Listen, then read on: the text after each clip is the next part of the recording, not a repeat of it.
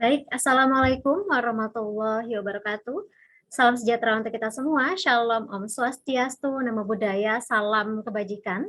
Selamat siang kepada Bapak, Ibu, dan rekan-rekan yang merupakan mahasiswa dari S3 dan S2 ya, dari program studi informatika. Kami ucapkan selamat datang pada kegiatan literasi, pada kegiatan kelas literasi informasi dengan modul literatur review pada hari ini, Selasa 22 Februari 2002. Dan semoga kita semua dalam keadaan sehat dan berbahagia tentunya ya.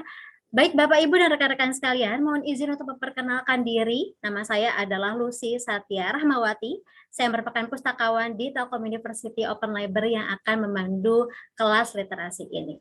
Dan sebentar lagi kita akan memulai kelas literasi dengan modul literatur review dengan narasumber kita pada siang hari ini, yaitu adalah Bapak Risnandar PhD yang merupakan dosen Telkom University dan juga peneliti BRIN. Baik, saya akan menyapa terlebih dahulu Pak Risnandar. Selamat siang, Bapak. Ya Bu, selamat siang. Ya, selamat siang Pak. Assalamualaikum. Ya. Waalaikumsalam. Terima kasih Pak sudah berkenan hadir. Ya. Ya Bu. Siap. Namun sebelumnya izinkan kami untuk memperkenalkan terlebih dahulu layanan kelas literasi informasi ini. Jadi layanan kelas literasi informasi ini merupakan layanan yang sudah kami selenggarakan sejak tahun 2017 ya Bapak Ibu. Dan memang kelas literasi ini bertujuan untuk memberikan pengetahuan tambahan kepada pengguna dalam mendukung kegiatan akademik, terutama dalam penyusunan dan penulisan karya ilmiah. Dan layanan ini terbuka juga bagi anggota internal maupun eksternal yang sudah mendaftar menjadi anggota Telkom University Open Library. Dan selain itu, kelas literasi ini juga bertujuan untuk mengembangkan fungsi pustakawan di Telkom University Open Library sebagai partner bagi dosen dan mahasiswa dalam proses belajar dan riset, Bapak Ibu. Dan modul yang diselenggarakan ini sangat banyak sekali, Bapak Ibu, dan diantaranya yang banyak diminta adalah modul penelusuran sumber informasi, kemudian juga reference manager tools dengan menggunakan Mendeley, dan juga modul academic integrity dan plagiarism. Dan modul-modul lainnya juga bisa Bapak Ibu request nanti sesuai dengan kebutuhan Bapak Ibu ya. Dan cara mengajukan kelas literasi ini sangat mudah sekali Bapak Ibu, yaitu dengan mengisi form secara online pada menu pengajuan jadwal kelas literasi yang tentunya ada di beranda Open Library telkomuniversity.ac.id ya. Dan setelah melakukan pengisian form nanti akan dikonfirmasi kepada yang mendaftar oleh admin kami siapa nanti yang menjadi narasumbernya dan juga bagaimana teknis pelaksanaannya ya. Jadi silakan gunakan layanan kelas literasi ini untuk menunjukkan proses pembelajaran dan riset tentunya ya di Telkom University. Baik Bapak Ibu, saya akan membacakan profil narasumber kita pada hari ini terlebih dahulu. Narasumber kita pada hari ini yaitu adalah Bapak Risnandar PhD. Nah, beliau adalah dosen di Fakultas Informatika Telkom University, sekaligus juga beliau merupakan peneliti di BRIN. Beliau menempuh pendidikan doktoralnya di Kumamoto University di Jepang, di jurusan Computer Science, dan beliau juga sangat aktif menulis artikel jurnal, kemudian juga menjadi keynote speaker di berbagai conference internasional, menjadi reviewer IEEE, dan sangat banyak sekali penghargaan yang beliau raih. Saya tidak bisa bacakan satu persatu juga. Saya akan bacakan beberapa saja. Di antaranya adalah beliau meraih scholarship untuk PhD degree di Kumamoto University, kemudian juga Excellent Award Digital Forensic in Mobile Device di Beijing, China, kemudian juga Best Paper Award on International Conference on Signal Processing di China, kemudian juga Internship on Nexus Corporate di Jepang, kemudian juga Internship on Presid Semiconductor Corporation di Jepang, Young Leaders Program Monbuka Gukaso di Cina juga ya Pak ya ini ya. Kemudian juga Higher Education Staff Mobility for Training di University of Zagreb di Kroasia. Luar biasa sekali ya narasumber kita pada siang hari ini. Baik, langsung saja kepada Bapak Risnandar PhD kami persilakan Pak.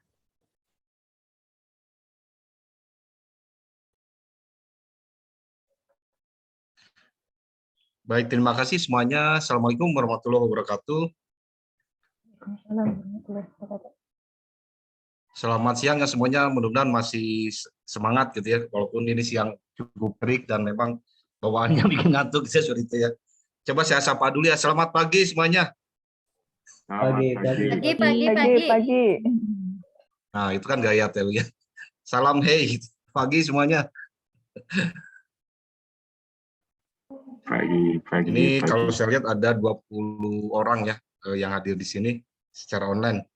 Terima kasih atas kesempatannya. Tadi terima kasih Bu Lucy sudah diperkenalkan singkat profil saya terkait dengan ya apa namanya aktivitas saya di Telkom University ini, termasuk di BRIN juga gitu ya. Baik, mungkin untuk menghemat waktu saya akan langsung izinkan share ya. Saya izin share untuk apa materi kita pada siang hari ini, dan terus terang saja ini apa namanya best practice dari pengalaman diri saya sendiri gitu ya. Mungkin berbeda dengan para peserta yang hadir di sini gitu. Tapi nanti boleh di tengah jalan dipotong kalau ada yang ingin ditanyakan, diklarifikasi dan seterusnya seperti itu ya. Soalnya kalau saya tipenya bukan untuk yang satu arah gitu. Saya senang dua arah gitu. Dan berbagai arah gitu. Seperti itu ya. Baik, apa sudah terlihat slide saya? Sudah cukup terlihat, Pak. Baik. Nah, ini apa topik kita kali ini yang kebetulan kemarin saya diinfokan dari Bu Irma gitu ya, topiknya terkait dengan literatur review gitu ya. Ini sangat menarik karena saya akan ambil dari apa sudut pandang saya dari pengalaman beberapa tahun ke belakang gitu selama menjadi periset, termasuk menjadi student gitu ya, student di PhD maupun waktu master degree dulu gitu ya. Seperti itu. Ini topiknya terkait literatur review. Jadi ini ada suatu hal yang cukup menarik buat saya gitu ya, khususnya termasuk buat mahasiswa bimbingan saya gitu di mahasiswa S3 maupun saat ini saya membimbing 2 mahasiswa luar negeri, satu dari Amerika, satu dari Jepang, dan satu dari Indonesia gitu, dalam negeri dari Samratulangi. Kebetulan teman saya dari Jepang dan kemudian melanjutkan S3 di Samratulangi gitu, di Manado gitu ya. Tapi yang 2 ini luar biasa, yang luar negeri. Saya heran kok bisa dipercaya saya sebagai co-supervisor gitu dari Jepang dan juga dari Amerika gitu ya, yang memang luar biasa penelitian terkait dengan batch processing gitu seperti itu. Mohon maaf sebelumnya ini tidak direcord, barangkali ada yang membutuhkan mungkin. Ini di-record, Pak. Oh, sudah di-record, direcord. Baik, ya, terima sudah. kasih. Oh, saya tidak terlihat ya, baik. Terima kasih. Nah, ini topiknya. Nah, jadi mungkin tadi diperkenalkan terkait apa pengalaman saya, tapi karena ini topiknya terkait apa literatur review, maka akan saya tampilkan profil saya pertama ini di Sinta Indonesia. Wah, jadi Sinta gitu ya. Ini profil saya, ID Sintanya ada. Masih sedikit sih profil saya di sini. Q1-nya belum masuk mungkin karena udah 2 sebenarnya. Q2-nya 1, Q3 1. Kemudian Scopus indeksnya, H indeksnya baru 2. Google Scholar-nya baru 4. Nah, ini profil saya di ORCID, jadi saya lebih aktif di sini sebenarnya di ORCID ya. Jadi ini menghubungkan sebenarnya antara saya dengan para peneliti di luar sana gitu ya. Jadi akun saya ini kodenya 00 dan seterusnya, ujungnya 2700 gitu ya. Seperti itu. Sebentar, mana salah saya. Nah, ini ya. Kok kembali. Nah, ini dia. Nah, ini kemudian profil saya di Scopus gitu ya. Jadi tahun ini alhamdulillah ada kenaikan 8 citasi. Wah, lumayan gitu ya. Dan yang mensitasi bukan saya, tapi orang luar. Gitu. Alhamdulillah. Nah, itulah pentingnya publikasi di skala internasional, bukan skala nasional gitu. Yang mensitasi orang luar, bukan orang Indonesia gitu, seperti itu. Jadi di Scopus sudah naik, ternyata sudah 3. Nah, indeksnya tadi di Sinta masih posisi 2, mungkin belum diupdate. Saya selalu harus ngupdate, gitu, belum sempat. Tadi malam saya cek, oh iya masih 2. Seperti itu. Ini profil saya di Publons. Nah, ini kalau di Publons sudah masuk semuanya. Tidak kalah penting ini Publons untuk promosi diri. Wah, jual diri istilah saya, sorry buat jual diri itu nggak enak bahasanya. Menjual profil saya maksudnya itu ya. Kalau menjual diri lainnya identiknya. Ini menjual profil saya keluar, dan manfaatnya apa? Coba dengan punya profil ResearchGate misalkan, atau Publons atau Google Scholar, minimal kita punya channel, punya koneksi, punya kolaborasi dengan pihak luar seperti itu ya.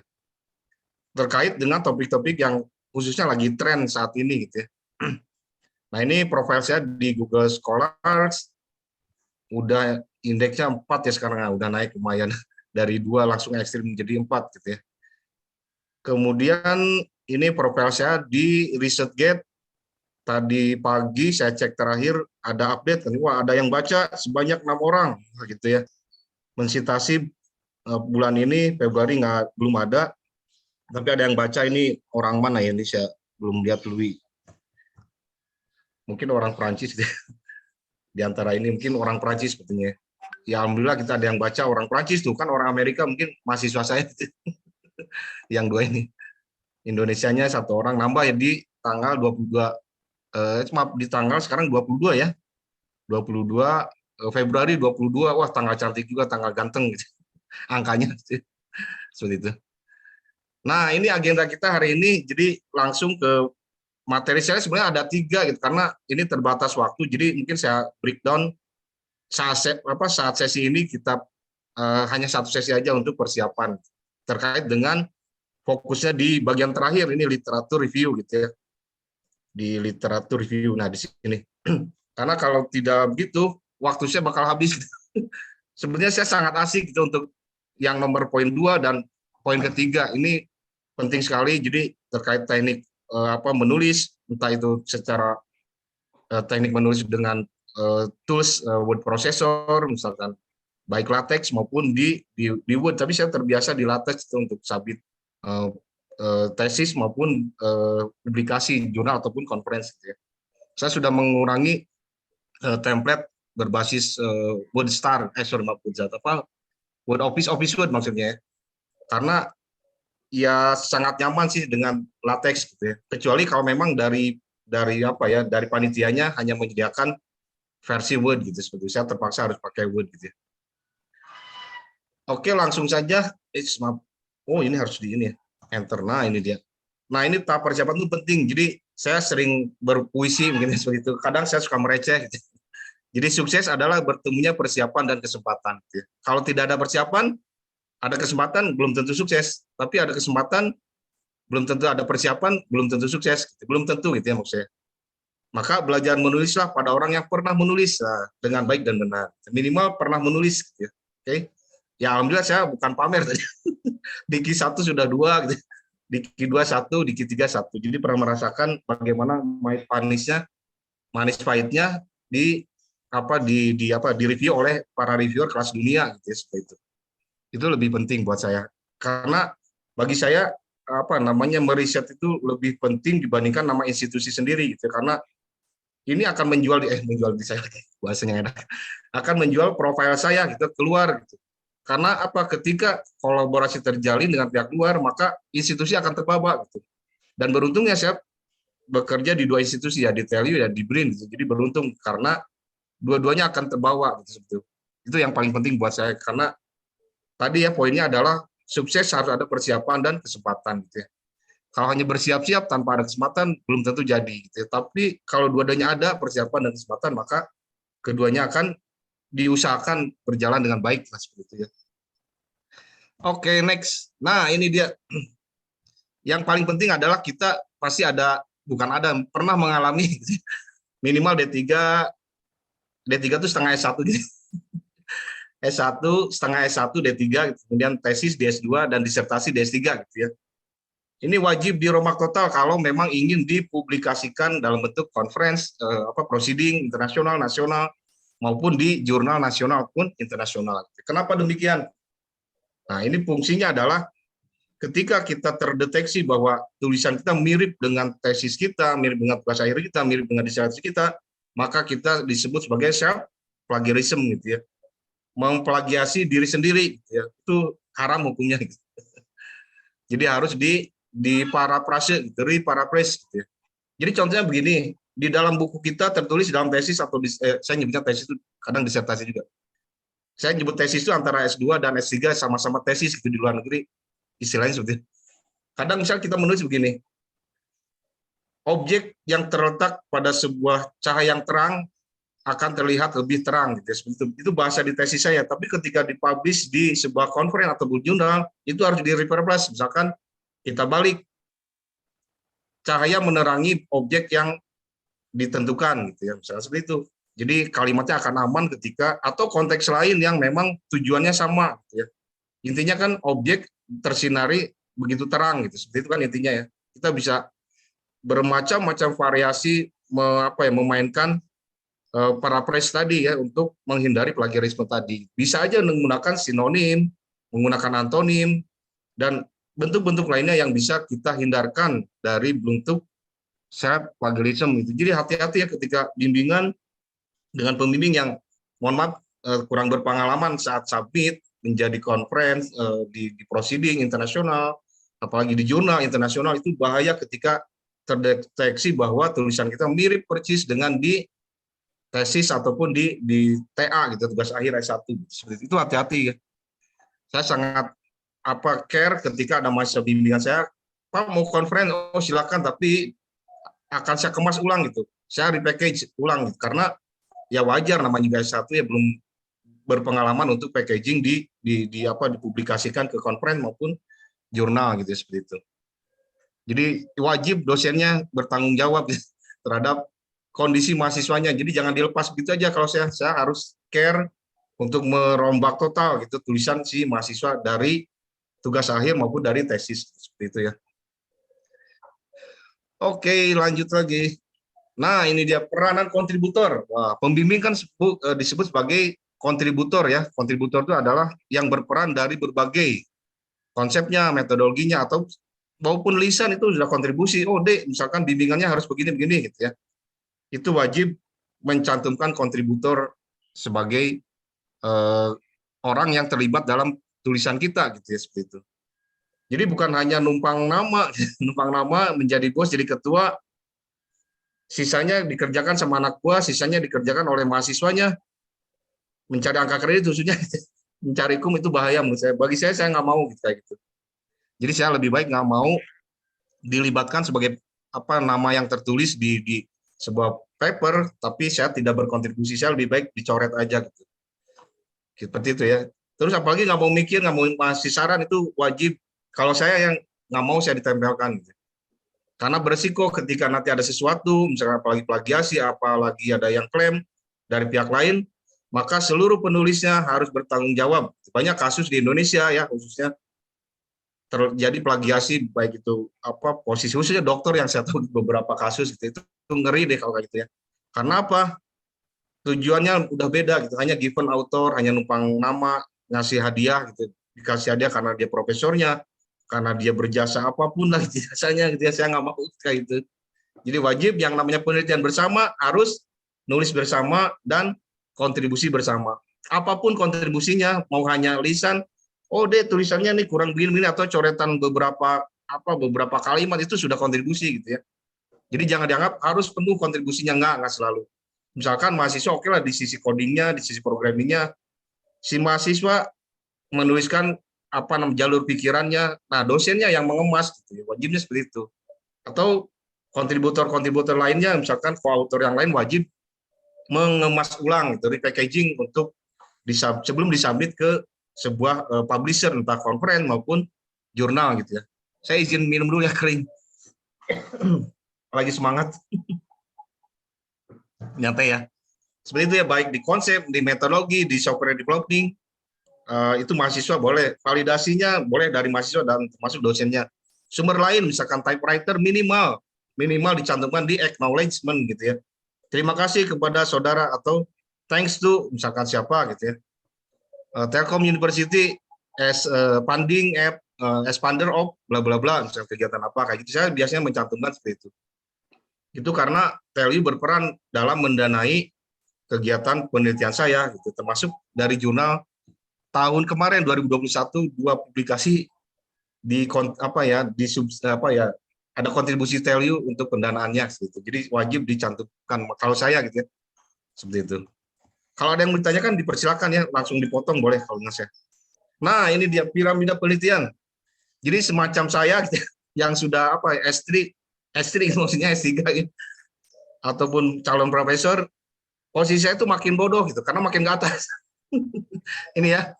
Jadi semakin ke atas saya makin bodoh gitu. Ilmu saya makin sempit. Jadi bukan makin pinter, salah. Anggapan tetangga saya, wah Paris bisa nyuntik karena dokter kan. Salah besar ya. Sampai beberapa kali tetangga saya minta disuntik, Paris minta disuntik, anak saya sakit loh. Aku tahu dari mana, bapak kan dokter ya. Orang Sunda bilang dokter itu dokter gitu ya. Itu salah besar. Terus akhirnya saya nganterin deh, Bu, kalau mau disuntik saya nggak bisa nyuntik. Saya nganter ke klinik aja di daerah Ciganjur, saya anter kayak gitu. Saya anterin gitu. Kasihan gitu kan, ibunya udah sakit kok nggak ada yang nolong gitu. Ya saya arahin ke klinik. Karena saya dokter nggak bisa nyuntik sama sekali gitu. Mungkin stetoskop pun saya nggak bisa. Gitu. Jadi saya dokter, dokter bukan dokter, saya nggak bisa nyuntik sama sekali gitu ya.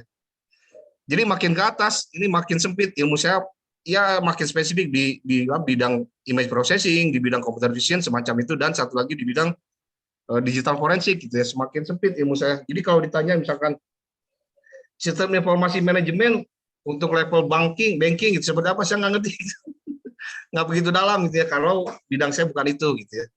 Nah kalau S1 S2 itu mirip tengah-tengah antara dokter dan S1 atau D3 setengah S1 gitu ya, seperti itu.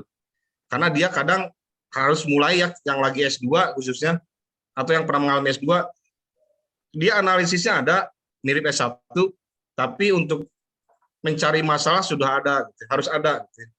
Jadi S2 itu di antara S1 dan di antara setengah S1 dan S3 gitu. Dia tengah-tengah.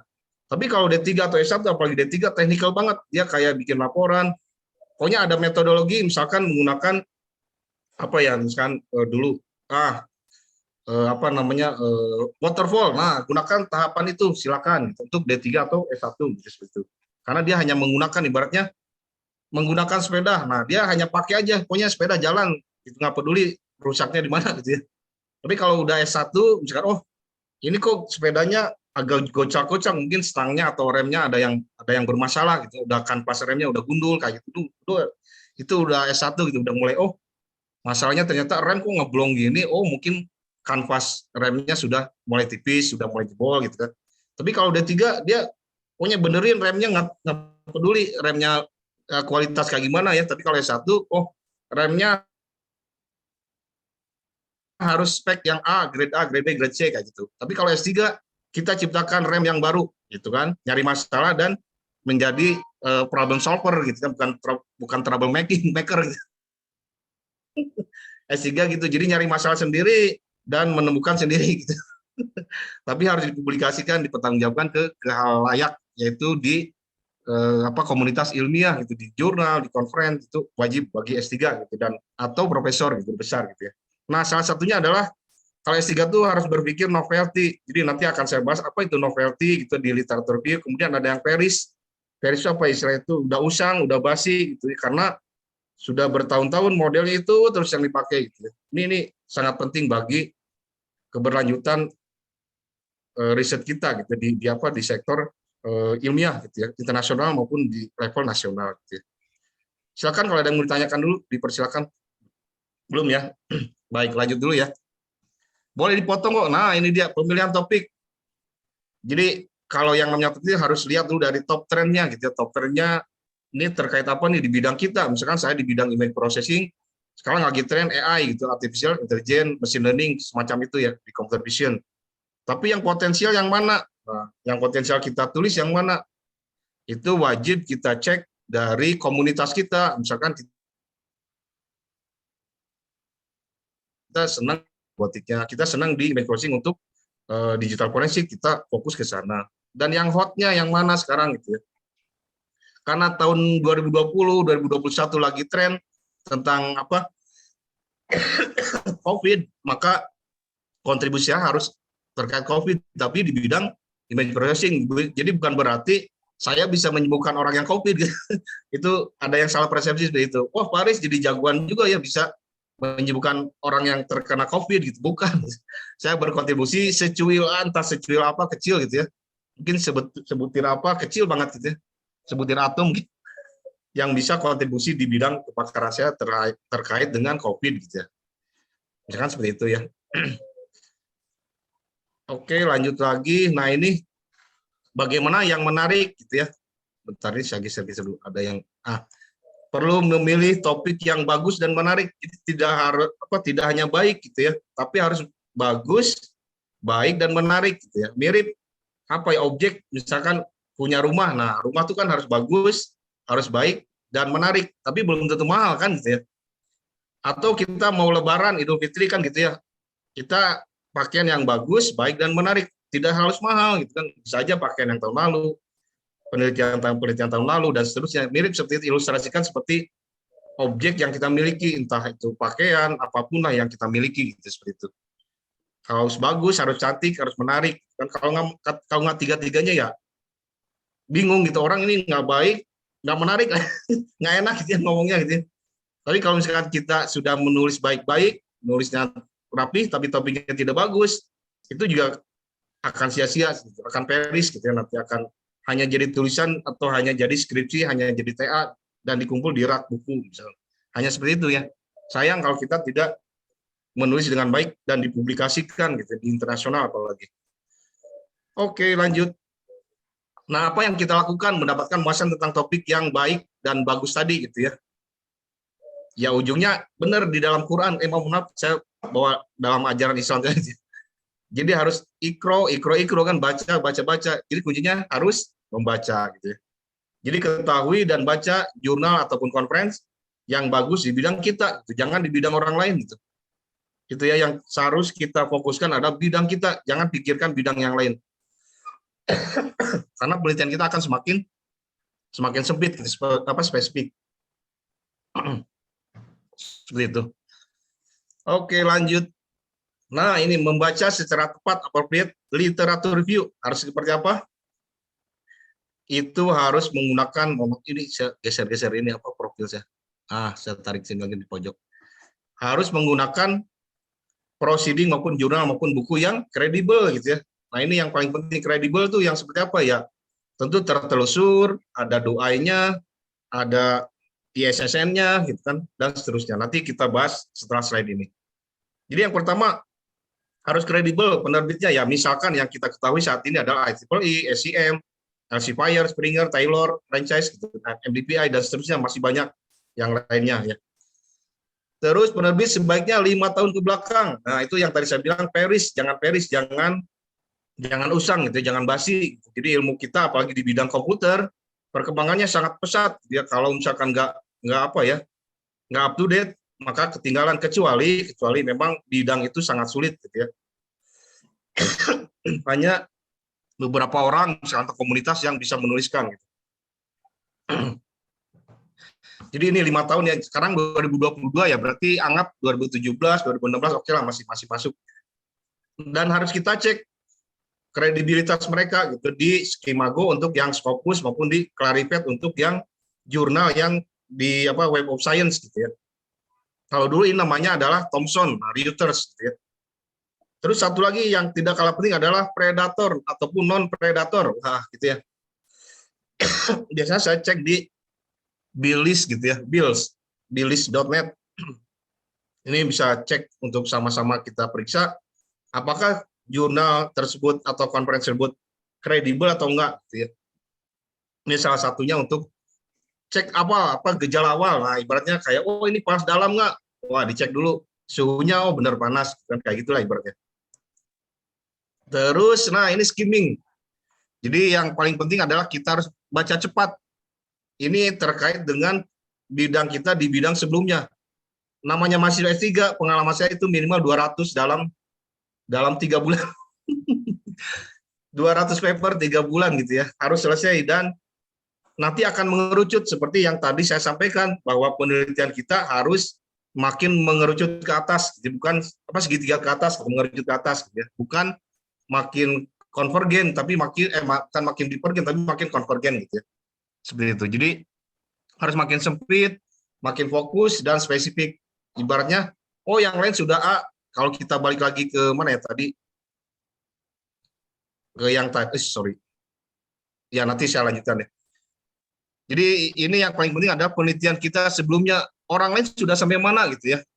Nah itu yang paling penting. Orang lain penelitian yang A, topik A, sudah sampai Z, ternyata AZ gitu ibaratnya. Waduh, repot dong, kita ya bisa aja kombinasi antara Z dengan A, Z dengan X, dan seterusnya. Itu minimal yang mengawinkan supaya menemukan sebuah novelty baru, minimal mengawinkan dan menjadi sebuah metode baru dan bagus hasilnya, maka itu sudah layak menjadi sebuah novelty gitu ya. Itu levelnya S2 sih buat saya. Tapi kalau S3 memang murni apa yang menemukan ide baru, masalah baru dan solusi baru gitu ya. Itu S3. Tapi kalau S2 oke lah. Dia cukup mengawinkan metode A dengan metode B atau gabungan A B C dan seterusnya, itu oke lah untuk S2 gitu ya, atau master gitu ya. Dan ini yang paling penting adalah baca per tahapan jika ada yang menarik. Kalau saya bisa dikasih highlight gitu, oh kalau pakai pulpen saya coret-coret pakai merah, oh ini saya lingkari ada sesuatu yang menarik gitu ya. Tapi kalau nggak di print, biasa di highlight pakai PDF, misalkan pakai pakai kontrol kayak gitu untuk diwarnai dan seterusnya gitu ya. Nah ini mohon maaf kering saya. Saya izin dulu ini ngambil gas dulu ya, ngambil air dulu maksudnya.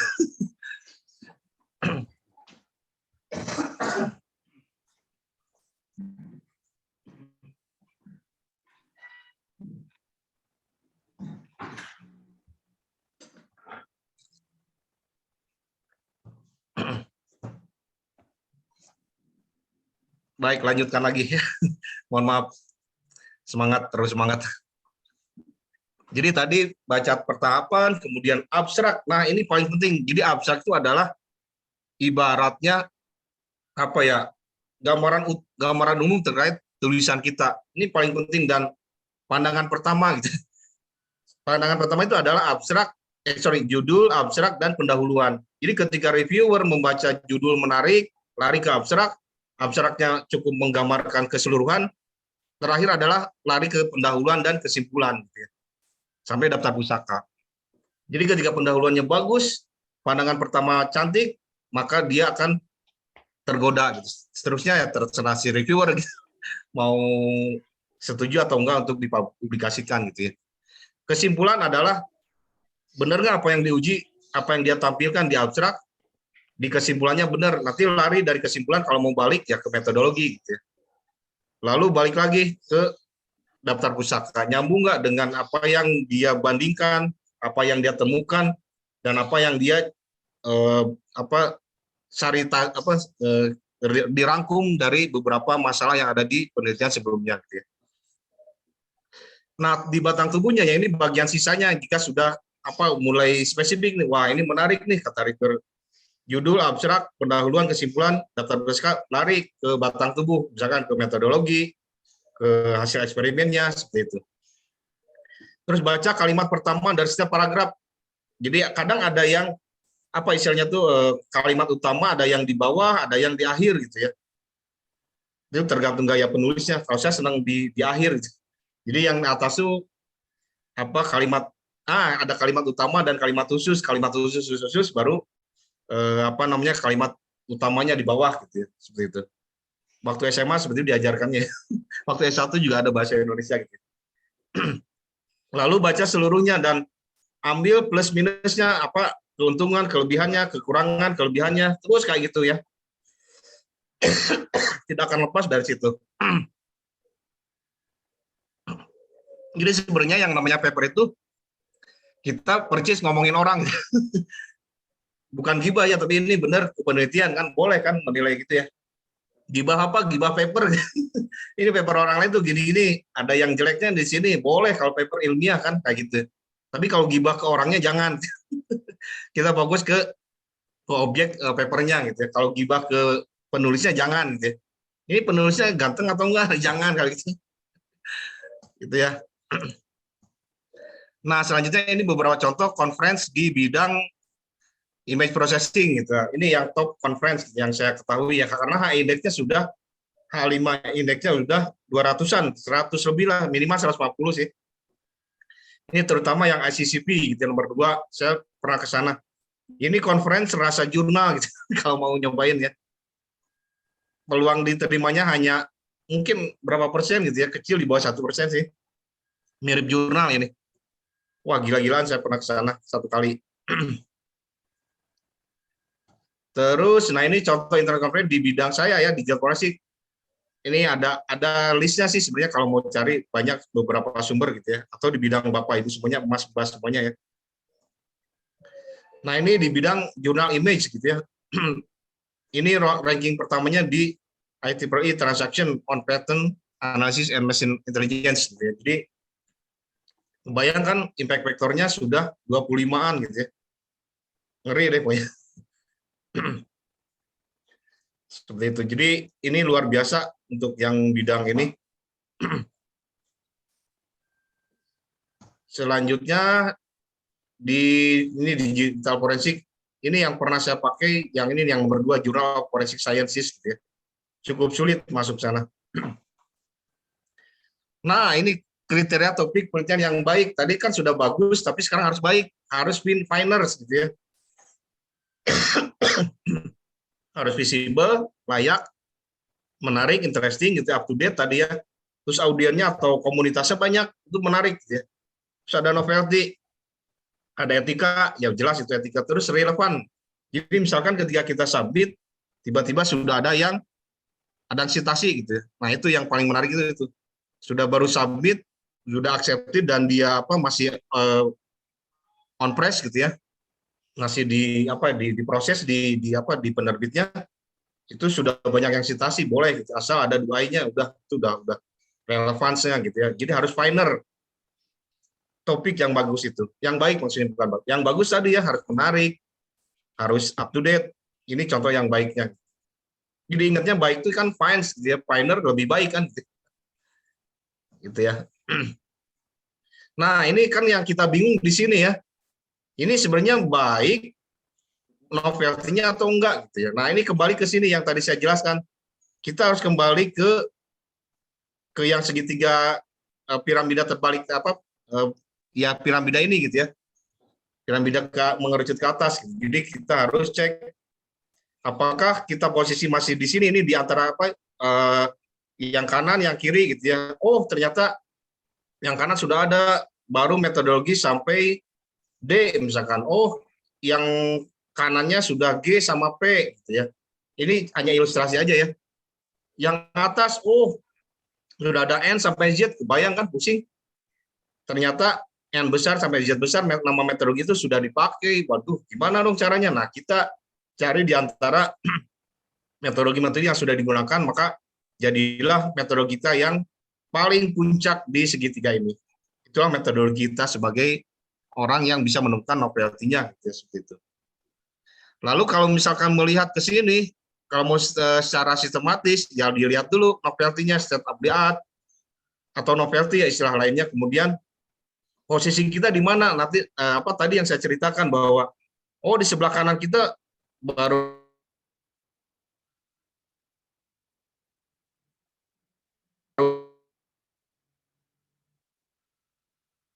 kalau misalkan besar sampai yang besar nih metodologinya, ini hanya nama contoh ya untuk memudahkan. Oh berarti kita harus cek lagi. Mungkin kita punya penelitian lain yang bidangnya memang belum ada, kita cek diadopsi teknologinya. Apakah teknologinya memang baru, keuntungannya ada dananya, ada kesiapan teknologi gitu ya, ada TKT-nya seperti itu ya. Kemudian ada stimulusnya, organisasinya nanti akan seperti apa. Terus penelitian-penelitian yang lain ini bukan hanya penelitian penelitian atau dosen di internal kita, bukan itu.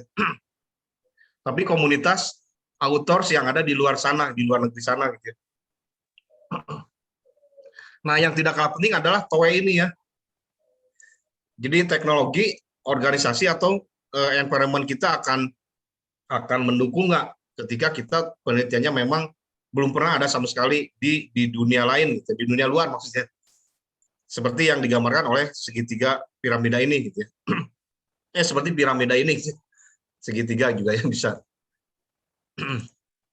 Nah, lanjut, kenapa penting kita harus menulis di jurnal yang IIF-nya gitu ya. Jadi IIF-nya harus tinggi. Kenapa? Ya kalau mau dipublikasikan harus terbaru kan, bukan yang sudah usang gitu terus metodologi yang dipakai.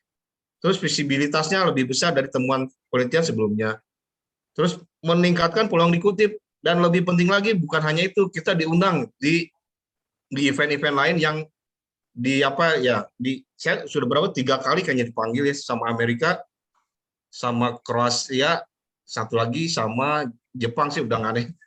mau dipanggil ini silakan presentasikan riset Anda karena ada tulisan Anda yang menarik buat perusahaan kami, buat institusi riset kami, buat kampus kami. Seperti itu. Aneh juga sih, dilihat dari mau dari ini karena dari Google Scholar Anda, oh ya sudah, dari Duai Anda, dari Publon Anda, seperti itu.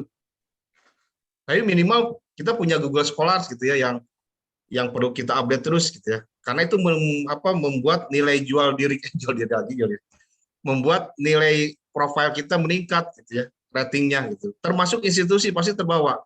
Terus terang ya gitu. Institusi kita pasti terbawa. Manfaat lainnya tadi yang saya bilang ya, selain dari apa ya, dari poin kan, dapat poin kan pasti dapat koin gitu. Benar nggak? Itu kalau penelitian itu enak, itu dapat poin dan koin gitu ya. Koin ya bisa dolar, bisa rupiah, bisa minimal dapat jalan-jalan kan, tiket gratis kayak gitu ya. Siapa yang nggak seneng gitu.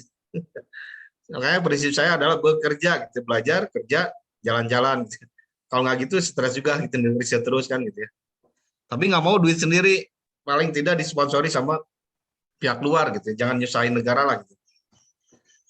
Nah ini seperti apa manuskrip kita yang diterbitkan di jurnal yang high impact factor tadi? Ya pasti kita boleh dikatakan ilmuwan, ilmuwati, atau menuju jadi ilmuwan gitu yang sudah mapan dan fokus gitu. Hati-hati, ini kata fokus ya. Kalau tidak fokus, seperti saya dulu sebelum S3 memang kemana-mana, ada sistem evaluasi, ada apply science-nya, ada macam-macam tulisannya, nggak jelas gitu. Akhirnya saya baru sadar, oh pantesan nggak menarik, nggak laku gitu, karena saya tidak fokus. Artinya ketika orang fokus ke satu bidang aja yang kita tekuni, maka di situ akan jadi jagoan gitu di bidangnya. Makanya tadi semakin S3 itu semakin bodoh. Makin nanya sempit di bidangnya, makin jago di bidangnya tapi tidak jago di semua bidang ya. Kayak gini deh ilustrasinya. Lebih mahal mana antara dokter umum dengan dokter spesialis coba? Pasti mahal dokter spesialis kan? Nah, itu mirip S3 tuh kayak gitu, dokter tuh kayak gitu. Jadi mirip dokter spesialis. Dokter spesialis mata coba ngobatin meriksa ibu yang melahirkan kandungan. Dia belum tentu bisa, secara umum dia tahu, paham gitu, tapi detailnya dia kurang paham gitu, saya yakin. Kalau dokter spesialis kandungan, wah dia jagoan. Spesialis dokter kandungan meriksa gigi, wah itu bingung dia. Karena dokter gigi ada lagi ya, khusus ke dokter gigi malah ya terpisah. Gitu. Nah ini harus punya temuan baru, novelty, dan ini tulisannya ringkas dan ditulis dengan baik. Ini ada keterkaitan dengan literatur review nanti ya. Saya akan bahas detail, kupas tuntas di literatur review. Mahasiswa biasanya di situ bikin galau kan literatur review itu. Nah kemudian naskah yang baik, ringkas, tapi berkualitas. Jadi bukan berarti cerita panjang lebar ingin penuh gitu isinya, bukan. Nggak peduli halamannya jumlahnya banyak, tapi isinya malah mutar-putar gitu, kalimatnya dibulak-balik, wah itu udah dicoret sudah pasti gitu ya. Di reject. Terus ceritanya mudah dipahami dan mengalir itu. Ini yang paling sulit sih. Cerita bahasa orang kita Indonesia dengan rasa bahasa orang bule itu lain. Orang bule maunya to the point. Saya makan roti. Kalau orang Indonesia ceritanya lain. Saya makan roti menggunakan tangan kanan dan di sebelah kiri saya ada kopi, misalnya kayak gitu kan. Jadi bingung kan? Ini fokusnya makan roti atau minum teh gitu. Kalau orang bule gitu, jadi kalau makan roti ya makan roti gitu, ceritanya gitu ya. Jangan dibumbui dengan cerita-cerita lain. Misalnya tadi saya makan roti sambil melihat pemandangan alam. Ini fokusnya nonton pemandangan alam atau makan roti? Itu orang bule bedanya gitu rasa bahasa. Jadi langsung kalau mau roti ya roti, kalau mau nonton pemandangan ya nonton pemandangan gitu ya. Saya menonton pemandangan titik, gitu ya. Singkat aja kayak gitu. Itu orang bule, jadi harus hati-hati di sini ya kalimat. Dan yang namanya paper, khususnya internasional, entah conference maupun jurnal, dia harus present tense. Jadi verb 1 ya ini, present tense. Karena apa? Kan namanya juga baru diusulkan, sedang diusulkan kan gitu ya. Akan diusulkan, sedang diusulkan gitu ya. Kalau present kan sedang gitu ya. Kalau future baru akan gitu ya. Jadi masih lebih baik sedang gitu kan, lagi dikerjakan. Kalau akan belum tentu sedang dikerjakan kan, baru ide, baru wacana gitu ya. Makanya harus present tense gitu ya. Seluruh konten ya, entah abstrak, introduction, termasuk di kesimpulan, harus menggunakan present tense gitu. Secara umum ya, seluruh reviewer seperti itu pasti. Terus bebas dari typo, dari apa error, minor error atau apalagi major error gitu ya, itu bahaya. Ini orang nggak serius berarti ini kalau misalkan ada tiba-tiba ada kalimat yang nggak nyambung atau kalimat tidak efisien, terlalu banyak kalimat majemuknya gitu berulang-ulang. Kalimat majemuk bahasa Indonesia kan gitu. Misalkan gini, saya apa ya? Saya pergi ke kampus menggunakan menggunakan alat yang bisa digoes seperti itu kan itu terlalu lebay gitu. Ya udah langsung aja saya pergi ke kampus menggunakan sepeda misalkan gitu ya. Bicycle gitu. Jangan diceritakan lagi alat kendaraan yang tidak menggunakan mesin dan hanya di kayu dengan kaki misalkan. Itu kan lebay gitu. Jadi bingung ini apa sih alatnya, jadi tanda tanya kan, padahal sepeda diperluas lagi gitu ya kalimatnya gitu. Dengan istilah lain itu juga orang boleh nggak suka yang kayak gitu. Saya sering dicoret saya sendiri, ini pengalaman ya. Jangan terlalu lebay, jadi to the point gitu ya. Terus ada pengakuan kontribusi harus di statement langsung, our contribution in this paper bla bla bla langsung gitu kalimatnya. Jadi jangan di mana ya kontribusinya, jangan sampai seperti itu. Terus benar secara teknis, dan teknis itu maksudnya secara praktik gitu, secara empiris, secara eksperimen dan ilmiah juga, teorinya benar, prakteknya juga benar gitu ya, eksperimennya benar kayak gitu. Mohon maaf saya kering. Nah ini jurnal yang mana yang akan dipilih? Kalau pertama kali saya sarankan langsung Q1 dulu, supaya kita dapat masukan, dapat notifikasi, dapat coretan, dapat komentar dari reviewer, bla bla bla. Tahu nggak? Itu sangat bermanfaat dari apa yang dikomentari sama reviewer. Tambahkan dari reviewer itu, lalu kita perbaiki dan submit ke jurnal lain, publisher lain. Itu bermanfaat. Jangan sakit hati, jangan baper gitu ya kalau dikomentari, apalagi kasar, misalnya bahasa si reviewernya, oh kamu bahasa Inggrisnya jelek, misalkan. Kamu tulisannya semrawut, misalkan kayak gitu ya. Paris misalkan, atau gimana lah komentar si reviewer gitu ya. Itu kalau saya senang gitu, karena akan saya perbaiki, lalu saya submit ke yang lain dan diterima. Gitu. Kan lumayan kan cara pandang mereka lebih lebih expert gitu ya. Terus targetnya sebelum menulis atau menyusun artikel gitu ya, target jurnal mana yang kita kejar di bidang kita, apalagi spesifik misalkan di bidang image processing, ini khususnya di bidang saya gitu ya. Jangan lari-lari ke jurnal yang nggak nyambung, pasti di reject gitu ya. Di Dex evaluation-nya baru di editor sudah di reject gitu ya. Nah, lebih baik membuat jurnal yang memberikan karya serupa atau artikel jurnal yang Anda kutip terhadap naskah karya Anda sendiri. Maksudnya gini, ketika ada paper lain yang mirip dengan penelitian kita, terus kita sebagai istilahnya perbaikannya, reviewnya, review paper terhadap paper yang lain, maka itu lebih baik. Memperbaiki juga itu semacam oh saya memperbaiki paper X yang isinya terlalu di mana harus fokus gitu, mengklasifikasikan bahwa paper tersebut punya kelemahan, bukan menjelek-jelekan ya maksudnya. Seperti itu. Nah, poin berikutnya adalah kita kan kadang suka stres di awal, galau gitu. Oh, jangan-jangan sudah di reject nih karena yang lain bagus-bagus. Jangan takut. Kalau saya coba dulu di Q1, ke seluruh Q1, kalau sudah mentok baru turun ke Q2. Kayak gitu aja. Nah, jurnal keduanya misalkan yang mau alternatif adalah special issue, karena dia mirip dengan conference, waktunya ya, timingnya lebih cepat dibandingkan yang paper reguler gitu ya. Reguler kan nggak jelas kapan dia kapan dia ada notifikasi, ada reply dari editor, dari reviewer. Tapi biasanya kalau di Journal Finder kayak di Elsevier ataupun di Springer itu rata-rata sudah ada, ratingnya dia 3 minggu sudah ada notifikasi. Kita cari yang ke sana gitu, nanti untuk menemukan paper mana yang layak dan cepat gitu ya, maksudnya. Ya paling terakhir ya ini yang special issue gitu, itu paling cepat. Karena dia timetable-nya mirip dengan conference. Oh, tanggal sekian deadline, tanggal sekian ada notifikasi pertama, tanggal sekian harus revisi dan seterusnya. Itu mirip dengan conference kalau yang special issue ini ya. Mana yang akan dipilih? Nah, ini indexing, impact factor dan rankingnya gitu. Apa yang kita gunakan ya, tiada lain adalah menggunakan Skimago, SSCI, kemudian SK, dan SC. Ini yang tadi SC itu adalah Thomson atau yang kalau sekarang adalah Clarivate, gitu, yang SK ini ya.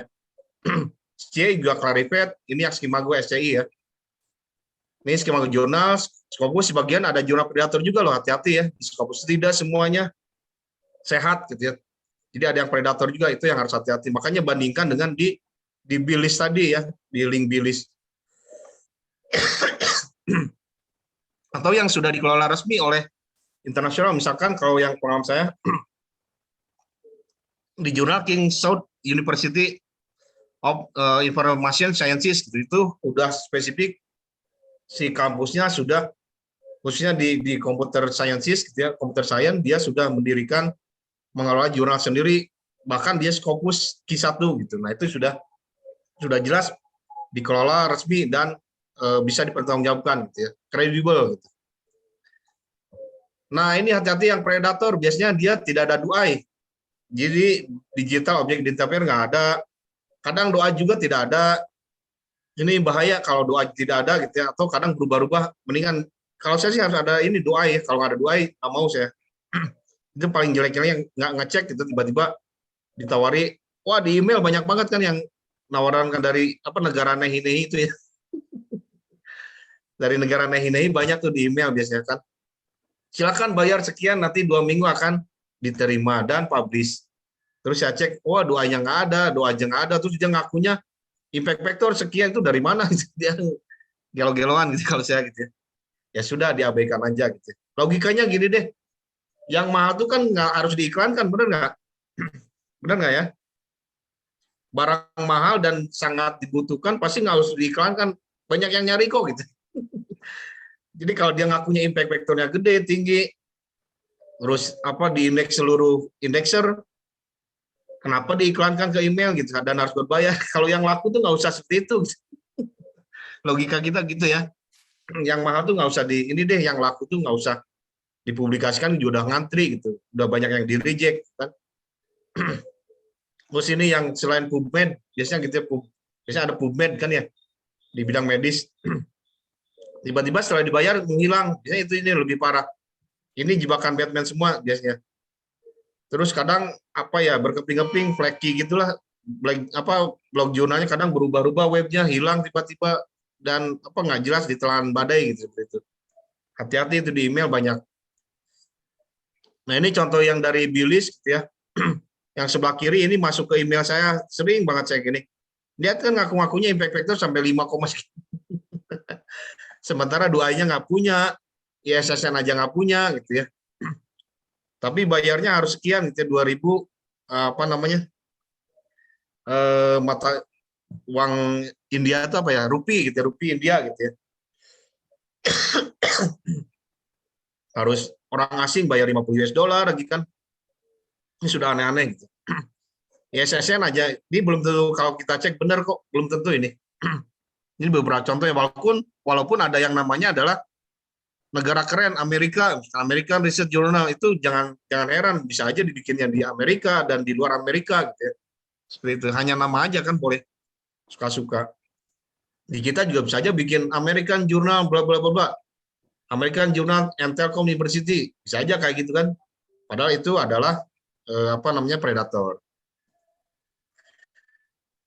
Nah, ini mana jurnal yang akan kita pilih dari indeks. Ini contohnya dari Clarivate. Tadi istilah lain adalah SK, kemudian SSCI, kemudian SC atau ECI gitu. Ini adalah beberapa indexer yang kalau ngetrennya adalah Thomson Reuters gitu ya. Bisa dicek legislasinya dan gratisan lewat pakai akun ORCID. Kalau mahasiswa saya wajibkan pakai ORCID yang S2 khususnya S3 apalagi ya. Terus downloadnya dari sini ya, dari link yang ini, beberapa menu untuk download. Ini cukup menggunakan apa ORCID kalau saya, atau menggunakan Facebook juga bisa, tapi saya belum pernah. Atau pakai LinkedIn, tapi saya lebih prefer menggunakan ORCID dan langsung connect. Tapi kalau menggunakan Facebook nggak bisa, mungkin nggak begitu penting mungkin ya. Lalu jurnal yang dipilih, nah ini pengalaman saya dulu. kata profesor, udah Rizal coba yang ini dulu, ini impact factor-nya tinggi, walaupun masih Q3 dan memang sulit. Ini perjuangan saya dulu 1,5 tahun baru publish gitu ya. Ini jurnalnya apa? IEICE punyanya Jepang, tapi dia Q3. Sekarang saya cek kadang Q2, kadang Q3 gitu ya. Di Scopus gitu ya. Di Skimago. Seperti itu. Jadi dulu saya pertama adalah pakai Q3 dulu. Dibalik kalau profesor, kalau saya dibalik mending dari Q1 dulu gitu ya. Ini sudah ada yang mau citasi satu ternyata lumayan. Nah, ini kalau kita cek di Reuters apa namanya gradingnya gitu ya, apa indeksnya berapa sih skornya gitu kan. Ini terlihat dari tahun 2020, 2019. Ini indeks menurut versi JCI, Journal Citation Indicator gitu ya. Ini menurut SCI-nya berapa dan seterusnya ada di sini ya di clarivate.com gitu ya. mjl.clarivate.com ini negara Jepang, bahasanya Inggris dan seterusnya gitu ya. Sudah lengkap keterangannya.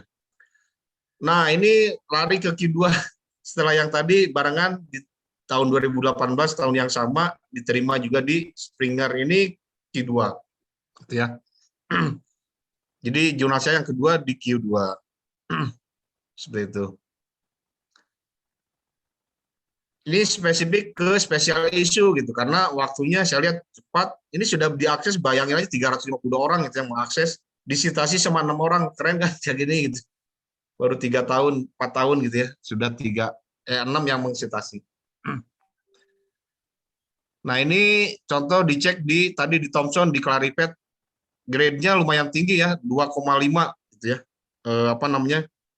Citation index-nya, impact factor-nya menurut si Clarivate di tahun 2018 2,588. Wah, kenceng ini kalau di komputer science gitu ya. Lalu ini yang kemarin 2021 di Kingshot saya nulis sendirian, coding sendirian, publish sendiri gitu ya ke jurnal ini gitu ya. Sebenarnya ada 2 sih jurnal di Kingshot University, ada yang kolaborasi sama peneliti lain dari berbagai universitas, dari Brawijaya, ada yang dari Kalimantan, ada yang dari ITS, ada 5 orang yang paper satunya saya lupa untuk dikesinikan tampilkan gitu ya. Ini Q1.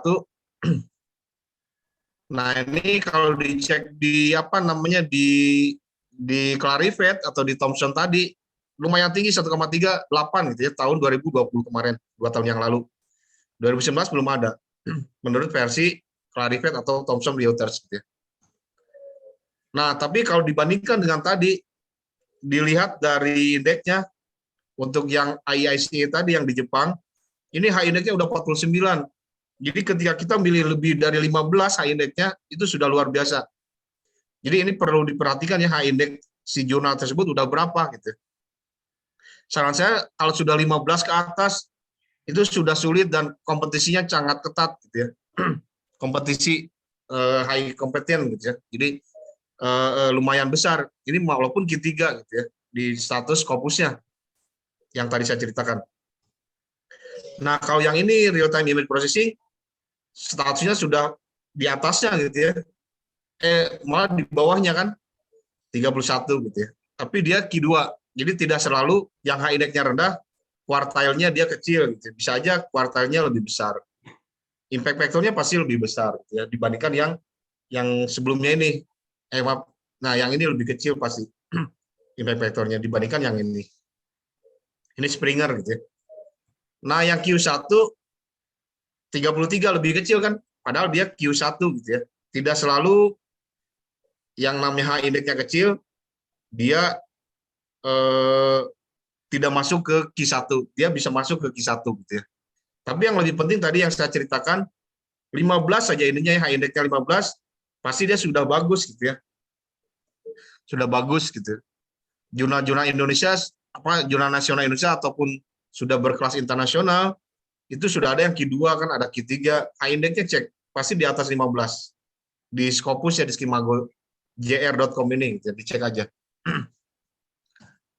Nah, selanjutnya ini cara-cara untuk mendownload update saat ini. Ya, ini tinggal diklik kanan, save si filenya dalam bentuk CSV ataupun Excel gitu ya, bisa.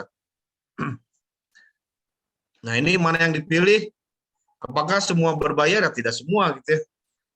Yang lebih penting adalah bereputasi dan terpercaya. Ya, salah satu beberapa contohnya adalah IEEE, Elsevier, Springer, gitu ya. Banyak lagi MDPI misalnya. Nah, biasanya dia menawarkan dua opsi, apakah yang open access, yang berbayar ya, atau akses yang tidak terbuka alias subscription. Jadi dia tertutup gitu ya. Artinya sebenarnya ini yang bikin orang galau gitu ya. Apakah mau pilih open access ataupun yang subscription? Kalau subscription, si publisher yang mendanai publikasi kita, maksudnya untuk disebarluaskan, disubmit ke internet, ke website. Tapi kalau yang open access itu adalah kita yang membayar, gitu. Si author yang membayar, yang bertanggung jawab menghidupkan keberlangsungan si publisher gitu ya. Jadi publisher tetap hidup kan. Pasti ada dua cara, dari sisi authors maupun dari sisi si downloaders gitu ya, kayak gitu. Nah, ini penerbit bereputasi mirip Kingston University ini. Enak gitu. Saya dibayarin. Dia open access dibayarin lagi. Enaknya itu gitu ya bedanya. Atau pilih yang subscription juga boleh. Gratisan gitu, kayak gitu ya. Nah, ini poin penting naskah kepublisher adalah audiensnya yang kita target. Misalkan ya kita komunitasnya di mana? Misal ke komunitas image processing, komunitas machine learning, komunitas computer vision juga harus lebih spesifik gitu ya. Ke robotiknya, ke mananya. Kemudian library juga, apakah ke teknologi library-nya, apakah ke mananya, bebas gitu, tergantung peminatan kita gitu ya. Nah, ini tadi open access-nya udah aksesnya terbuka ataupun yang subscription gitu ya. Dan tertelusuri di internet. Nah, itu yang kategori naskah yang tidak tidak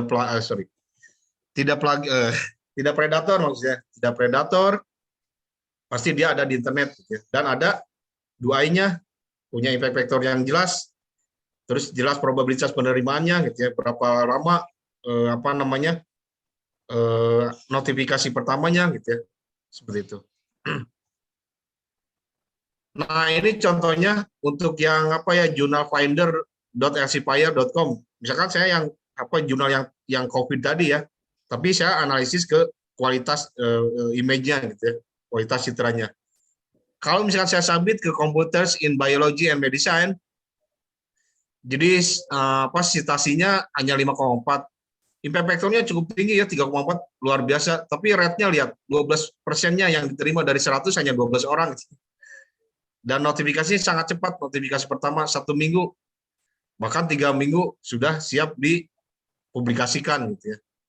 Yang lainnya misalkan dia impact factor-nya 4,438. Ini lumayan besar nih acceptance rate-nya. Tapi 7 minggu, hampir 2 bulan gitu ya. Hampir 8 minggu, 7 minggu gitu ya. Hampir 2 bulan gitu maksudnya. Terus mau dipublikasinya 18 minggu gitu ya. Kayak gitu. Dan di sini terlihat ini subscription, kalau ada tulisan S ya, ada tulisan S, ini subscription. Kalau misalkan ada tulisannya O, berarti dia open access, merah biasanya dia. Maaf tidak tertampilkan, saya lupa. Oh ya, ini semua yang gratisan ini ya. Yang subscription. Ini lambangnya S abu-abu ya, S abu-abu gitu ya, seperti itu. Oke, lanjut. Nah, ini contohnya yang menggunakan Springer, jurnal Suggester, springer.com gitu ya. Ini ada 2, ada yang open access OA dan S-nya subscription gitu ya. Ini lumayan nih, 157 hari gitu ya. Acceptance rate-nya juga tinggi, 36% ya, dari 136 berarti ya, seperti itu. Nah, ini yang real time ini 17%, lumayan ketat sih, dulu saya hampir di reject, tapi revisinya bagus, jadi langsung diterima gitu. Ini 45 hari, sebulan setengah gitu ya, lumayan. Impact factor juga 1,9, lumayan, hampir 2 gitu kan. Ini yang ngeri-ngeri nih kayak gini, 4,7, dan waktunya pasti lama, notifikasi pertamanya gitu ya, 77 hari. Tapi acceptance rate-nya lumayan, 23% ya. Artinya 23 orang dari 100 orang gitu ya. Yang lebih keras lagi yang bawah, sudah lama, sedikit lagi yang acceptance-nya. Tapi si impact factor-nya dia 1,4 dibandingkan yang saya publish di sini di Journal of Real Time Image Processing, itu lebih tinggi. Kalau saya milih yang ini 1,9 impact factor-nya. Banyak yang mensitasi, banyak yang baca, banyak yang download, beli gitu ya. Seperti itu. Nah, ini main di sesi paling penting di literatur review sesuai dengan topik kita. Jadi muter-muter dulu saya karena penting buat kehidupan mahasiswa. Jadi kita itu bisa menulis buku atau naskah tentang hal-hal yang tidak dapat kita tentukan secara online. Bisa seperti itu sih. Kadang misalkan lagi mandi ada ide, oh lagi makan saya sering ngelamun bukan kemana-mana ya. Oh iya idenya tadi rumusnya seperti ini.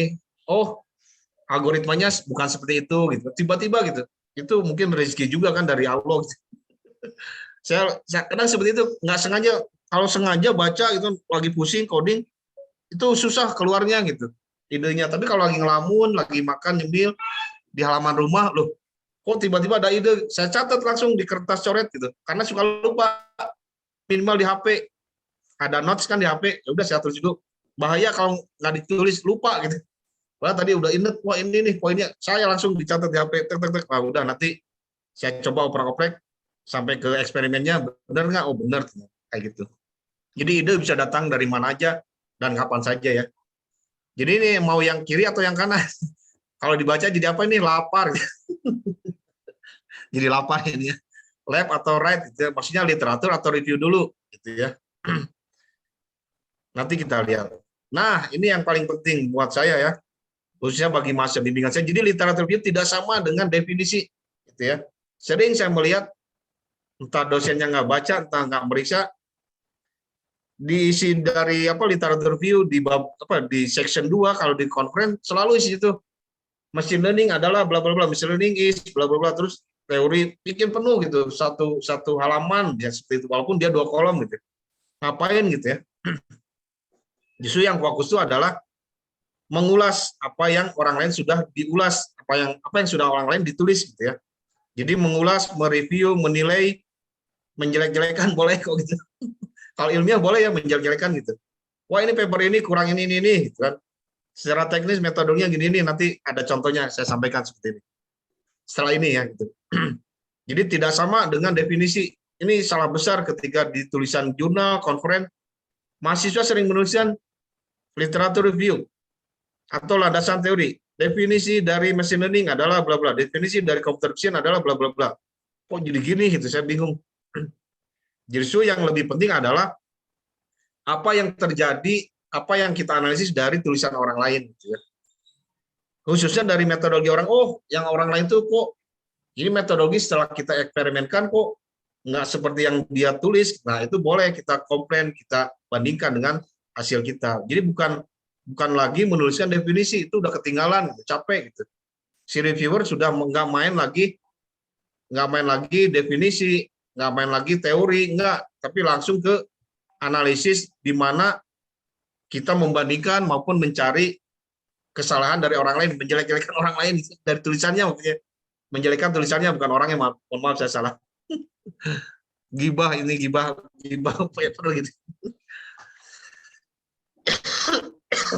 Nah ini syarat sumber literaturnya bisa dari buku, jurnal, proceeding. Tadi ya kembali ke publishernya, apakah dia kredibel, berkualitas, punya doa-nya, impact factor-nya ada, ISN-nya ada, terus tahun terbitnya 5 tahun ke belakang, tidak predator gitu kan.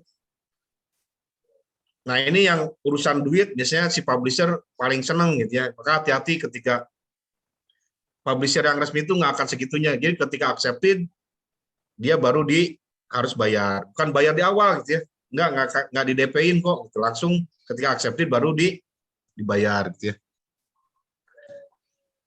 Nah ini contoh teknis ini penting dari tulisan saya. Ini kalau misalkan literatur review-nya dari buku, gimana caranya? Kalau bentar ini saya kecilkan dulu ya. Nggak mau. Ini. Kalau misalnya saya lihat dari sini, yang buku itu kan referensi nomor 1, 2, sampai 4 ya. Ini buku semuanya, textbook gitu ya. Entah e-book atau textbook fisik gitu, hard copy. Ini yang paling penting adalah kita re-paraphrase. Jadi DCT itu bukan hanya mendefinisikan, tapi dia teknik kompresi, misalkan ya, karena dia lebih optimal mengurangi nilai MSI-nya, mean square error-nya, misalkan seperti itu. Jadi tidak lagi menjelaskan DCT adalah bla bla bla cosine, misalkan transform, tidak, tapi saya re-paraphrase menjadi istilah lain yang intinya sama, tetap ke definisi dari si DCT ini ya, DCT cosine transform. Nah, lalu saya bandingkan lagi, cukup dengan menuliskan seperti ini. Oh, dari referensi nomor 1 sampai 4 tuh bukan mendefinisikan sih, menjelaskan tentang DCT itu fungsinya untuk apa, gitu ya. Dan efeknya akan apa? Oh, efeknya bisa mengurangi nilai dari square error-nya, MSI-nya, mean square error, gitu ya. Tapi ketika saya menuliskan, merefer dari jurnal ataupun dari proceeding, saya akan memanggil si teori JPEG itu dari teori nomor 6, kemudian nomor 5 tuh penelitian saya sebelumnya, gitu ya, memanggil penelitian sebelumnya yang ada relevansinya dengan penggunaan metodologi DCT, gitu ya. Kemudian yang teori-teori lainnya MP gitu, nomor 9 gitu kan. Terus menjelekkan di sini mereka meninggalkan beberapa problem di blocking artifact karena basisnya menggunakan linear filtering ya mereka itu. Ini karena apa? Karena terlalu tingginya proses kompresi menggunakan DCT tadi, gitu ya, gitu. Ini menjelekkan kan sebenarnya, gitu ya. Bukan menjelekkan, atau menemukan kekurangan dari teori dari metodologi DCT ini, gitu ya. Seperti itu. Oke, ini kalau boleh ditanyakan boleh ya. Ini dari jurnal saya yang Q3 tadi, yang dari Jepang.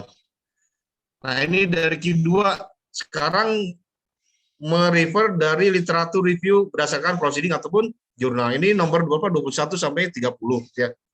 Saya cerita dulu di nomor 21, si teori NSS ini bisa mengekstrak citra satelit menggunakan teknik wavelet transform dan bisa mengidentifikasi gambar yang terdistorsi, citra satelit yang terdistorsi, gitu ya. Kemudian ada lagi teori nomor 19, si define ini, gitu ya, seperti apa, dia menggunakan DCT juga, gitu. Ada lagi yang menggunakan blind, gitu ya, menggunakan teori nomor 22, dan seterusnya sampai teori nomor 24. Tapi saya menganalisis bahwa teori nomor 19, kemudian nomor 21 sampai 23, oke lah, masih bagus, masih bisa diterima, teori akurasinya bagus terhadap human dibandingkan dengan cara pandang subjektif dari sisi manusia, gitu, dari mata manusia, gitu. Nah, tetapi mereka bagus juga di di kinerja untuk mendeteksi citra yang terdistorsi, gitu ya, seperti itu. Nah, lawan katanya apa? However, dan mereka tidak bisa bekerja dengan baik, tidak bisa teori mereka tidak bagus, gitu ya, saat kondisinya slow computational times, gitu ya. Dalam sisi apa? Ship and add operation, gitu ya. Ini kompleksitasnya seperti itu ya. Computational kompleksitinya sampai di ship and add operation. Ini analisis saya gitu. Jadi ketika ketemu jurnal, maka saya bandingkan atau saya analisis atau saya eksperimenkan, gitu. Ternyata mereka lebih slow di sisi computational complexity-nya, seperti itu. Dan seterusnya gitu ya. Ini bedanya apa? Kalau yang warna highlight kuning ini adalah sisi negatifnya mereka dan kelebihan mereka. Terus di sisi lain saya akan gunakan teori mereka bahwa tidak bisa bekerja di konsep metodologi yang saya pakai, gitu, di sistem yang saya pakai, gitu ya.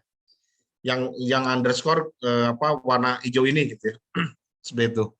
Lalu di paragraf berikutnya, furthermore, the existing CNN-based approach, the employ small numbers of kernel in composition layers, usually 1 or 3 layers, gitu ya, which prevent the network from learning high-level features from the input satellite image, gitu ya.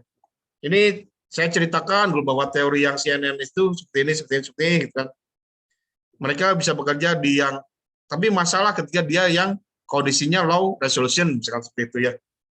Lalu saya cek lagi, however we find. Nah ini berarti berdasarkan eksperimen saya, karena saya tidak merefer dari referensi lain gitu. Ketika saya kalimatnya tanpa referensi itu menggunakan eksperimen saya gitu, seperti itu. Itu bedanya. Nanti kita bandingkan beberapa konsep bagaimana cara melakukan literatur review, mencari kesalahan, mencari kelemahan tulisan orang lain gitu ya. Terus ada lagi supaya tidak bosan, however terus kan gitu. Saya ganti menggunakan nonetheless gitu ya. Nonetheless jadi sama aja bagaimanapun misalkan ya. Selain itu misalkan, atau meskipun demikian secara matematis jika tidak mungkin si relu itu bisa bekerja dengan baik, misalkan bla bla bla bla, itu berdasarkan eksperimen, berarti kan karena tidak mensitasi beberapa nomor referensi kayak gitu ya. Oke, berikutnya. Nah, ini cara exploring yang tadi saya bilang, dia harus fetch gitu ya. Jadi harus finding, exploring, and comparing.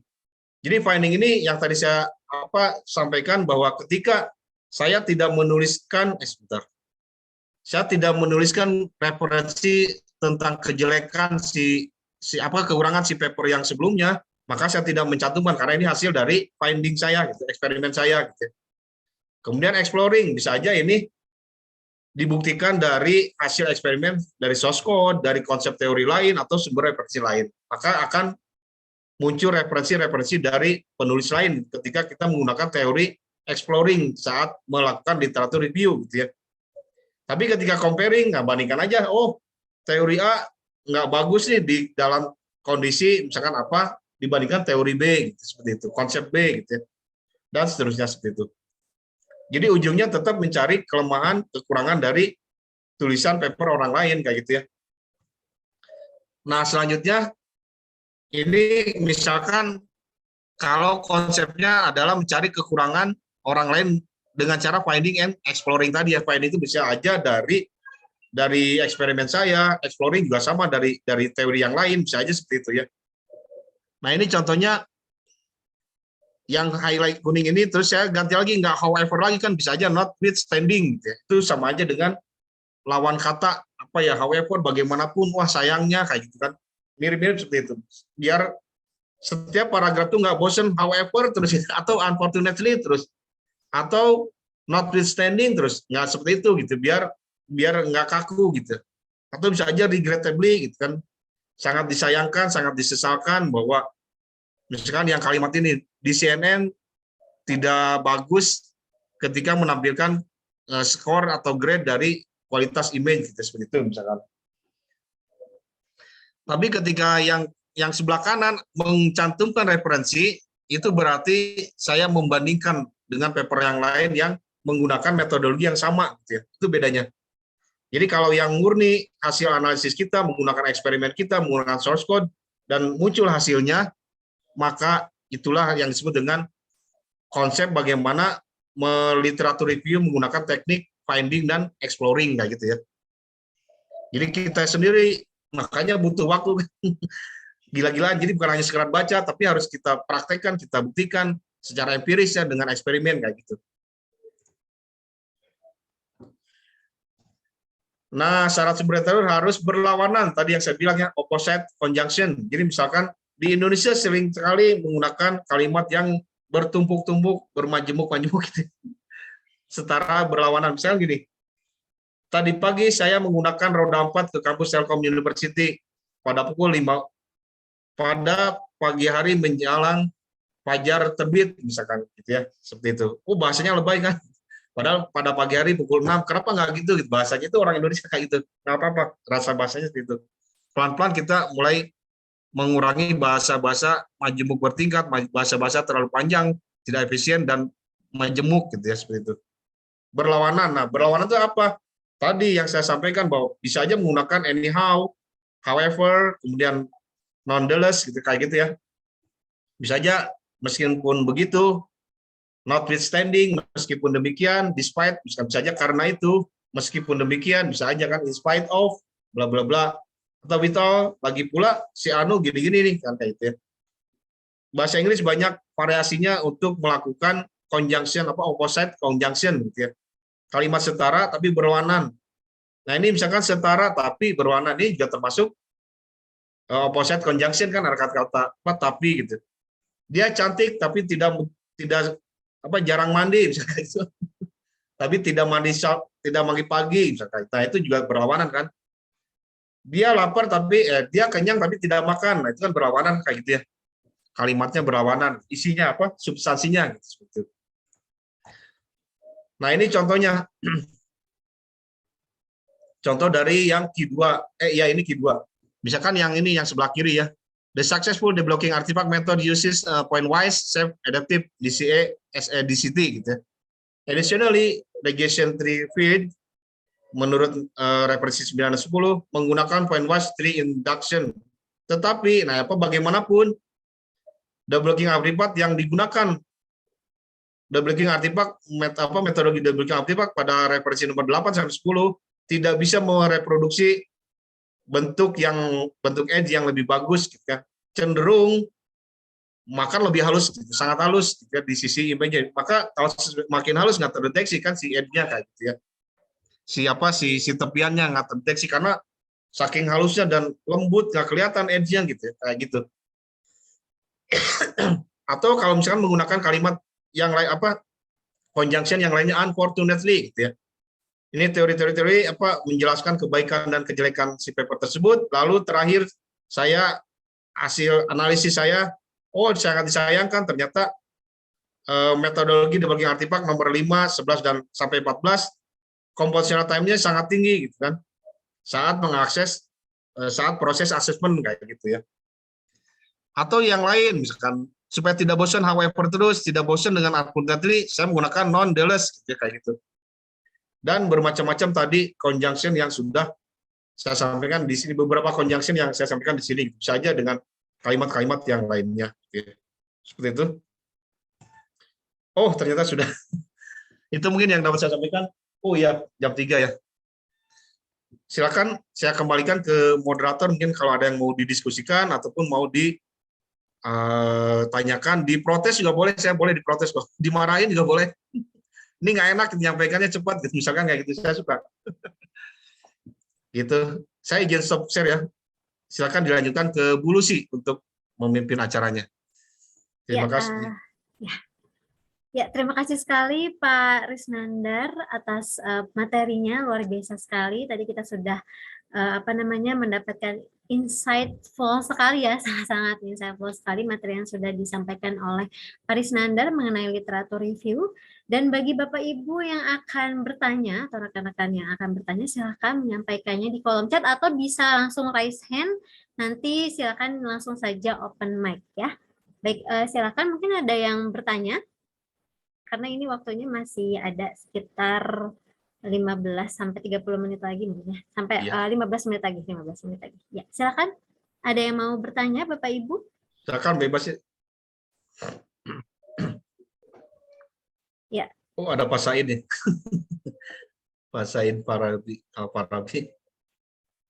Ya tadi mungkin kalau misalnya yang saya sedikit tangkap, jadi memang ini kalau memang untuk melakukan literatur review itu memang tidak sekedar kita hanya membaca sekilas saja ya Pak ya, jadi memang harus membaca secara mendalam, kemudian juga memang harus dibandingkan, karena untuk melakukan literatur review itu harus dibandingkan, kemudian juga diuji cobakan secara empiris juga, seperti itu ya Pak ya, dan tentunya bahan bacaannya juga harus memang dari artikel-artikel yang memang diakui kredibilitasnya secara ilmiah ya Pak ya, tidak boleh artikel yang sembarangan atau misalnya jurnal-jurnal predator seperti itu ya Pak ya.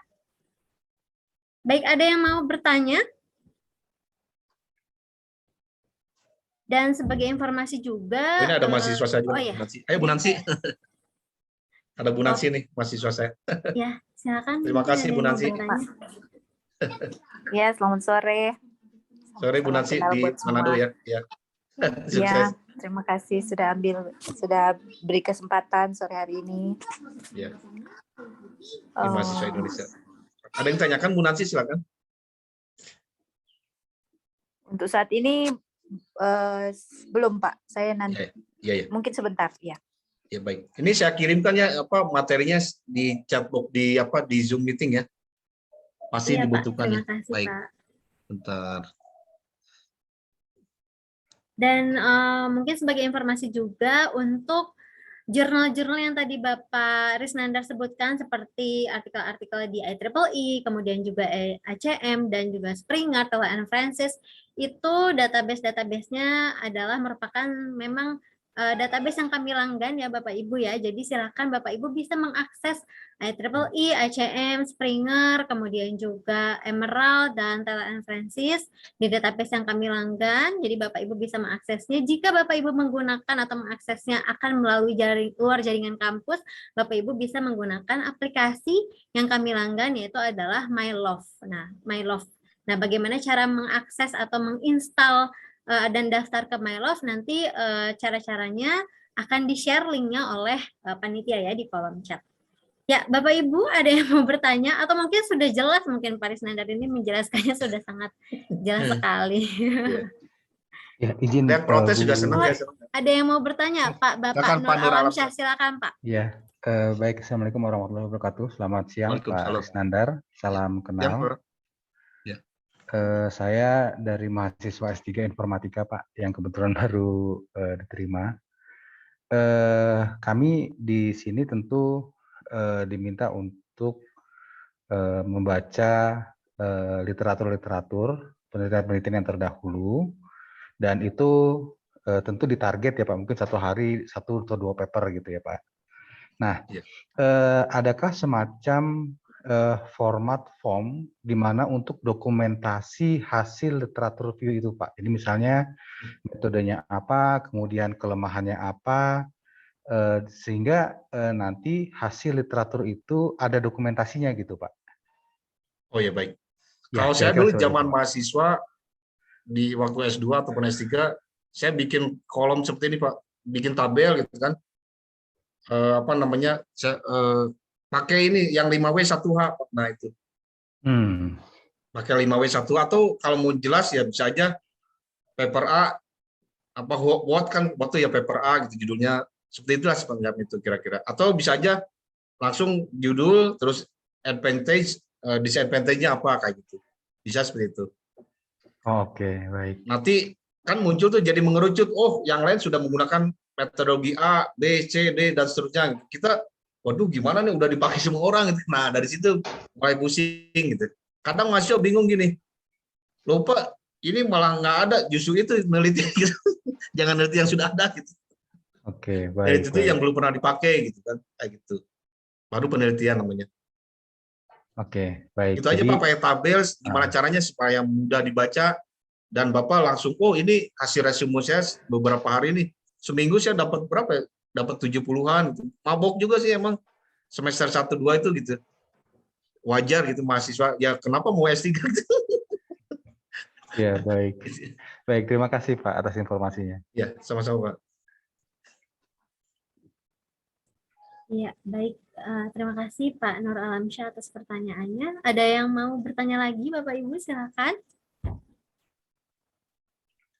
Baik, ini sebagai informasi pula bahwa di kolom chat sudah di-share oleh panitia ya, bagaimana tata cara menggunakan aplikasi MyLove. Jadi aplikasi MyLove ini adalah aplikasi untuk mengakses database jurnal yang kami langgan dari luar jaringan kampus. Jadi Bapak bisa mengakses IEEE, ACM, Springer, dan lain sebagainya dimanapun, kapanpun. Ini dan juga ada App Store-nya ya Bapak ya, ada aplikasi mobile-nya juga maksudnya. Jadi silakan di di App Store, di Play Store itu Bapak Ibu bisa menginstal MyLove juga ya. Baik, apakah ada pertanyaan lagi? Silakan jika ingin bertanya. Kita juga ada beberapa dosen yang ini. Ada Mbak Azka ya situ. Mbak Azka ya. Iya, Pak. Ya, ini mahasiswa S3 juga ya. Iya, betul, Pak. Tadi penjelasannya sudah sangat jelas. Jadi kalau dari saya sudah cukup banget. Nanti terima kasih juga Pak udah sharing-sharing. Tadi saya juga lihat gitu. Gimana sih nih biar nanti bisa bayangan buat submit di Q1, Q2 kayak Paris Standard, mudah-mudahan saya juga bisa. Ya, amin. Pasti bisa sih. Terima kasih Pak. Ya. Oh, itu ada yang raise-nya. Oh, Bu Rika ya. Langsung open mic saja, silakan. Ibu Rika Yulian, ya silakan. Ya Pak, punten Paris Nandar, izin Ya. bertanya Pak. Ya, Bu. Berdasarkan atas apa yang tadi sudah Bapak paparkan, yang saya highlight di sini berarti yang pertama yang harus kita coba untuk apa ya Pak ya, step pertama itu adalah kita tentukan dulu ya Pak ya, apa topik apa yang akan kita ambil gitu, yang akan menjadi penelitian kita. Kemudian nanti mungkin juga kita perlu mencari informasi terkait publikasi-publikasi yang bisa menjadi referensi dan juga bisa menjadi tempat di mana kita untuk mempublikasikan karya kita ya Pak ya. Karena nanti mungkin akan ada keterkaitan antara kebutuhan kita bagaimana mendokumentasikan atau melakukan penyesuaian dengan ketentuan submit di jurnal atau di tempat publikasi tersebut ya Pak ya. Nah, kemudian selanjutnya baru kita mencari referensi ataupun literatur yang memang diperlukan. Nah, mungkin karena kita sudah menentukan di awal terkait apa yang akan kita teliti, bisa menjadi ini juga ya Pak ya, bisa menjadi catatan untuk kita juga ketika kita mencari literatur, apakah itu yang tadi Bapak sampaikan, apakah itu berupa hasil finding kita, atau berupa hasil explore kita, atau misalkan comparing kita gitu Pak, terhadap penelitian yang lainnya. Nah, tapi terkadang ya itu Pak, kadang-kadang kalau yang saya rasakan sendiri ya Pak ya, ketika menulis itu kadang-kadang mentok agak terpaku juga dengan, nah ini kan nggak ada apa ya, kelebihannya gimana ya, cara kita menemukan kelebihan dari satu literatur itu, atau misalkan kekurangannya apa ya Pak ya dari satu literatur itu. Nah mungkin agak kesulitannya di sana Pak, yang biasanya saya hadapi ketika membuat satu tulisan. Betul.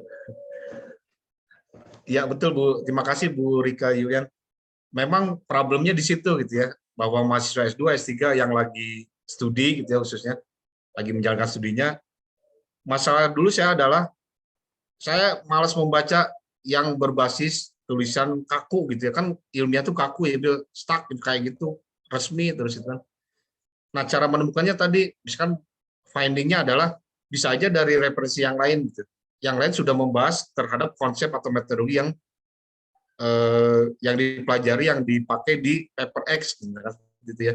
Oh, ternyata paper X itu sudah ada yang mereview bahwa isi dari paper X atau konsep paper X itu metodologinya ternyata kurang bagus di sisi apa gitu. Nah, itu kita bisa dari situ. Atau kalau misalkan yang lain kok mencari kesalahan, mencari kekurangan paper X itu dari sisi A, kita dari sisi B-nya gitu.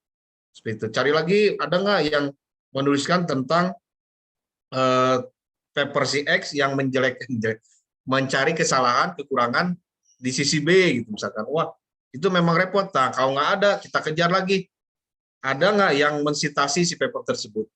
Kalau ada, pasti akan menceritakan lagi, paper ini jelek sebenarnya gitu kan. Kayak gitu. Itu salah satu trik. Atau yang lainnya, biasanya kalau dia sudah lama si source code-nya atau programmingnya, kalau ini sisi komputer ya, di bidang saya di bidang komputer, dia biasanya sudah upload dan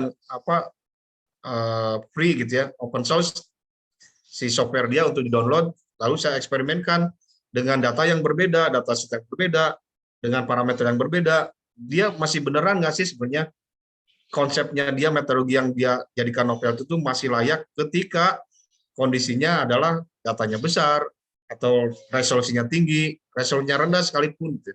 Kadang seperti itu ada manusiawi ya, ada nggak sempurna gitu. Jadi yang namanya paper nggak sempurna, termasuk yang saya sendiri pasti nanti di sekian tahun kemudian ada yang menemukan, ini kekurangannya di sini. Senang gitu kayak kita kan. Gitu. Jadi tadi ya findingnya bisa aja mencari dari siapa yang mensitasi paper tersebut. Kalau nggak ada, turun lagi. Ada nggak source code yang atau bentuk lain dari produk dia, misalkan software atau apa. Atau sisi lain tadi membandingkan, teori yang A itu digunakan di paper yang B, di paper yang C, gitu kayak gitu. Nanti dicek si B si B memandang si X ini dari sisi apanya nih, si C memandangnya dari mananya. Nah, itu bisa kita ambil sebagai kelemahan dari si paper X tadi gitu ya. Bisa aja, tapi kita wajib mensitasi si paper yang sudah mereview paper X tadi gitu ya, kayak gitu. Beberapa trik saya dulu, tapi memang yang namanya review paper 2 paper aja bisa 2 hari 3 hari kalau saya gitu. Asal terus belajar, waduh mabok deh beneran waktu S3 tuh gitu ya. Tapi sisi lainnya kalau Sabtu Minggu saya nggak mau riset gitu. Saya main ceritanya Bu Nansi itu. Jadi saya prinsipnya bekerja, belajar, kerja, jalan-jalan. Pokoknya weekend saya nggak mau diganggu kalau lagi studi dulu waktu studi gitu. Kecuali ada darurat, si profesor bilang, Nandar, misalkan minggu depan harus submit conference. Oh ya sudah, saya harus relakan waktu main saya gitu kan, untuk riset saya gitu kan, harus segera draft papernya jadi gitu, kayak gitu. Kondisional gitu ya. Seperti itu. Itu mungkin Bu barangkali trik saya bisa bermanfaat, kalau enggak ya bisa aja Ibu punya trik sendiri misalkan seperti apa. Atau tadi kayak Pak Nur Alamsyah, bikin tabel misalkan seperti apa. Kalau saya bikin tabel, ini paper A dikasih tanggal, kalau enggak repot. Tanggal sekian saya refer, saya citasi, saya analisis paper A itu punya kekurangan di sisi A, di sisi B, di sisi C, kelebihannya apa. Nanti mengerucut, makin ke atas tuh kelihatan kan konsep tersebut ternyata punya kekurangan. Kita jangan pakai itu. Cari paper yang di atasnya, bisa aja kawinan yang lemah sama yang lemah, bisa jadi. Jadi tidak hanya konsep A dengan konsep B yang sangat-sangat bagus menurut mereka, kita pakai belum tentu hasilnya sangat bagus, belum tentu. Bisa aja dari yang jelek, si metodologinya, konsepnya jelek, dengan yang bagus, hasilnya lebih bagus, bisa gitu. Tergantung dari parameter yang kita gunakan saat meriset, gitu, seperti itu. Itu, ada lagi yang banyak. Ada lagi mungkin yang ditanyakan ya? Baik, terima kasih Pak Risnandar. Ya. Ini yang spesial isu ya. Ya. Ya, ada kalau saya lihat aja lagi dari websitenya Pak, ya.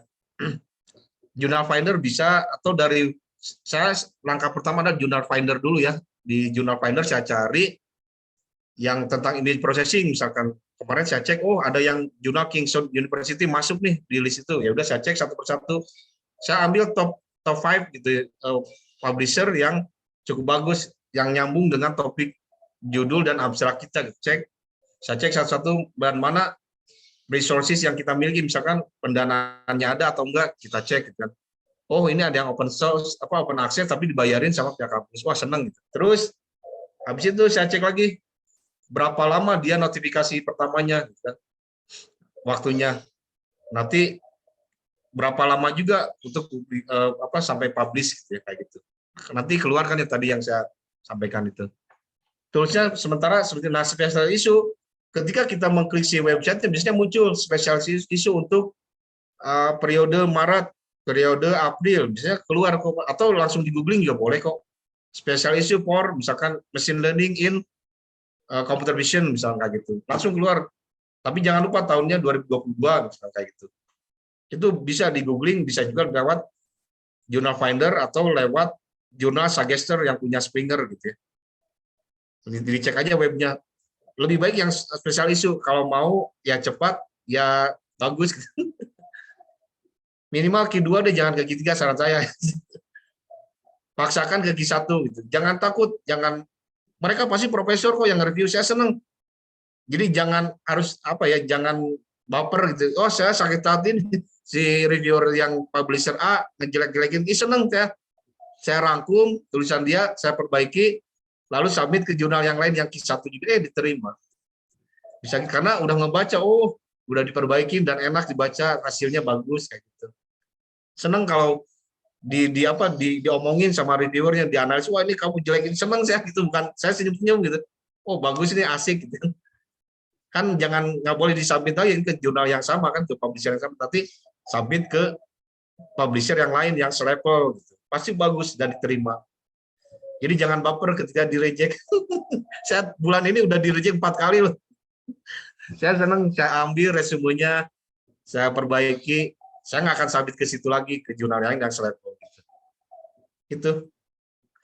Ya, baik, mungkin satu pertanyaan terakhir dari Ibu Aska Horenisa sudah raise hand. Silakan open mic, Ibu.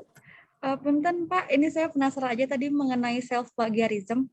Ah iya. Kebetulan kan saya S1, S2 sama S3 tuh tesisnya berhubungan. Jadi mau nggak mau pasti ada apa ya? Ada hubungan lah di antara ketiganya gitu. Nah, untuk self plagiarism sendiri apakah cukup kita cek dengan similarity index yang rendah atau gimana ya, Pak? Ya sebenarnya yang lebih teknis itu kan menggunakan apa namanya similarity index, itu bisa pakai apa Turnitin gitu kan, terus bisa pakai juga macam-macam sih. Saya yang lebih galak lagi pakai plagscan.com, pakai kartu kredit sih plagscan.com gitu ya. Itu berbayar tapi murah buat mahasiswa. Kalau saran saya itu berbayar 6 halaman itu hanya kalau dirupiahkan tuh kalau didolarkan 6,5 US dollar, dirupiahkan sekitar 80, anggaplah 100.000 gitu ya. Menurut saya murah itu, 6 halaman, ya satu paper gitu kan. Caranya gimana? Si referensi jangan dimasukkan, delete. Kemudian ada tulisan-tulisan, misalkan kayak template kan ada tulisan, misalkan preprint, submit tuh, nah itu delete, biar nggak banyak beban kan kalau dia membaca gitu kan. Kosongan aja gitu. PDF tapi di delete si referensinya gitu kan, kayak gitu-gitu. Pasti kalau ada referensi pasti kena 100%. Iya. Kan? Jadi tinggi banget. Persis tulisan judulnya sama, penulisnya sama, wah udah kena 100%. Delete dulu si referensi. Termasuk institusi kita afiliasinya dihapus dulu, nama kita hapus, takutnya terdeteksi kan. Nama saya di mana-mana kan. Nanti plagiar lagi. Walaupun dari nama maksudnya menambah nilai similarity-nya kan, oh ada kesamaan di Maris Nadar, ada di mana-mana nih papernya, saya hapus dulu itu biasanya. Oh baik. Kayak gitu. Berarti mungkin bagian autornya juga dihapus ya Pak ya? Autor dihapus, referensi dihapus. Satu lagi di paper harus di reparaphrase gitu. Tadi tekniknya reparaphrase-nya adalah bisa aja menggunakan antonimnya, menggunakan sinonim ya, sinonim sih yang pasti ya. Jadi misalkan pergi, misalkan berangkat, diganti gitu. Go misalkan dengan kata when jadi ini jadi past tense ya. Misalkan dengan apa ya? Atau dengan will go gitu kan. Dan macam-macam variasi sinonim. Wah, canggih lah pokoknya jam sekarang. Nyari sinonim juga banyak kan, sinonim dari however keluar di apa webmaster gitu kan, kayak gitu. Atau di treasure index gitu. Untuk kalau ke Bapak kan udah pengalaman nih Pak, Q1, Q2, Q3 gitu. Kira-kira berapa sih similarity index yang kita targetin sebelum kita submit? Saran saya di bawah 10%. Syukur bisa 5%, 3% gitu. Saya biasanya 3% sih diusahakan. Baik kalau gitu ya. Terima kasih Pak jawabannya. Ya. Terima kasih Bu Lucy. Ya, at least under 10% gitu ya. Terima kasih Pak. Ya.